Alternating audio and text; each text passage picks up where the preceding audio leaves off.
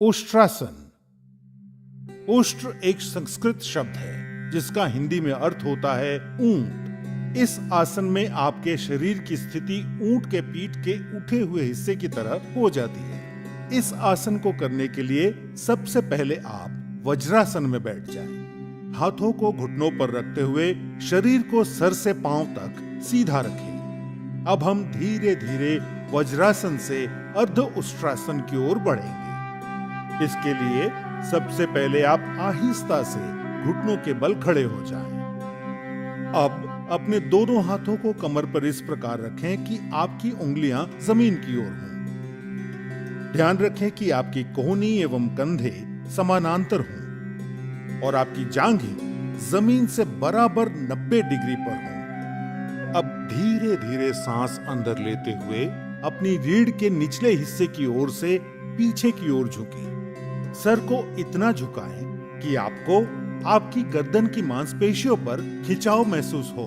इस आसन को अर्ध उष्ट्रासन कहते हैं। अब हम अर्ध उष्ट्रासन से उष्ट्रासन की ओर बढ़ेंगे, जिसके लिए धीरे धीरे सांस बाहर छोड़ते हुए दाहिने हाथ से दाहिनी एड़ी और बाएं हाथ से बाईं एड़ी को पकड़े।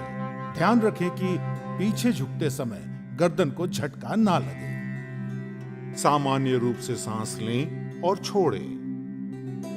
इस स्थिति में 10 से 30 सेकंड तक रहें। उष्ट्रासन से पीठ और गर्दन की मांसपेशियां मजबूत होती है। ये आसन सर और सीने में रक्त संचार को बेहतर बनाता है। इस आसन को करने से दृष्टि में सुधार होता है। ये पेट और कूल्हों की चर्बी घटाने में मदद करता है। यदि आपको हर्निया, चक्कर या गठिया की शिकायत हो तो यह आसन ना करें। हृदय रोग और उच्च रक्तचाप के रोगी ये आसन ना करें। अगर आपके पेट में चोट लगी हो या आप गर्भवती हो तो भी ये आसन ना करें। 10 से 30 सेकंड इस आसन में रहने के बाद अब आप एक लंबी गहरी सांस लें और धीरे से अपनी गर्दन को सामान्य करते हुए अपनी कमर को सीधा करें और वापस अपनी एड़ियों पर बैठते हुए वज्रासन की स्थिति में आ जाएं। और अब वज्रासन में हैं। सामान्य रूप से सांस लें